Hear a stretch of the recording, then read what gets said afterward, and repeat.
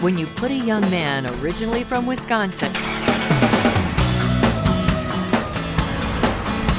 in an apple orchard in Virginia, so find a good tree with lots of apples underneath it, and at a third grade class from Washington, D.C., So you don't have to be perfect, but I just found a really perfect one. you may just end up with much more than you thought. Oh, look at this one. these fresh apples are going to get passed out this very afternoon to hundreds of homeless people in D.C.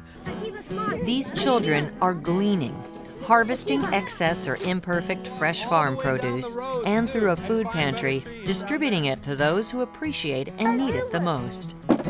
All farmers have this problem of excess, but excess that's perfectly edible and nutritious. So we kind of provide that volunteer muscle, that middleman between excess at the farms and the need in the community. The tradition of gleaning goes back to ancient times and is considered by some the earliest form of a charitable donation. It's good to help people.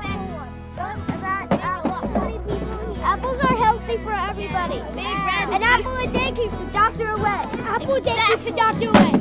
That life lesson is best learned at a young age. This is a really good activity because it's for the community and it teaches the kids community responsibility. This is a good deed, is what the children consider it, and this is part of their life. And it's a biblical thing. It's better to give than to receive.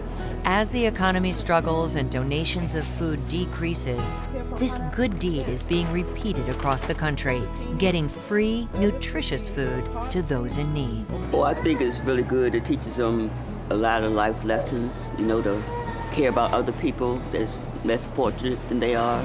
Today's volunteers and many more are organized by Bread for the City, a nonprofit providing a food pantry and other social services to vulnerable residents of Washington, D.C.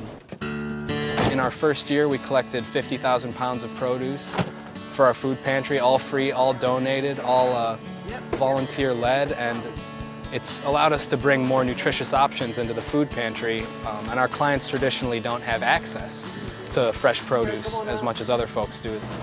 Jeanette Chance works at Bread for the City and knows why she does what she does. Best feeling in the world. I help somebody to eat, and we gotta eat. I mean, I know what it is to be hungry, and that's the worst feeling in the world. I always enjoy the fresh produce. It's better than the can. I know that if I try to pick really good apples, people will like it, and they'll also be, since they're hungry, they'll have something to eat. To fix the income, you only got a certain amount to spend. You either buy medicine or you buy food. So it's a matter of choice. And my sister and I both work. And it's not that we are poor, we do work. We just need a little help, like at the end of the month. These children understand that. Because not everyone in the world is as fortunate as we are. The apples would just rot. And I think it's great that someone picks them up and uses them. One of the kids, when he was leaving, said, "Thank you for the apples." And I thought, oh, he's thanking me for the apples they pick for other people. That was nice. It's kind of like a scavenger hunt because you have to find them, and then sometimes you always think you have the very perfect one, but then you turn it over and there's something bad on it. It happened. A lot. Yeah. Another life lesson learned, but one that doesn't change the optimism of these young volunteers. Because it helps people that are poor, so more people won't be as poor in the world, and it'll be a better world. I've always linked ability with responsibility. I feel personally that if you have the ability to help those less fortunate than you have the responsibility to do so. A lesson learned young by a man originally from Minnesota and kids from a third grade class in an apple orchard in Virginia.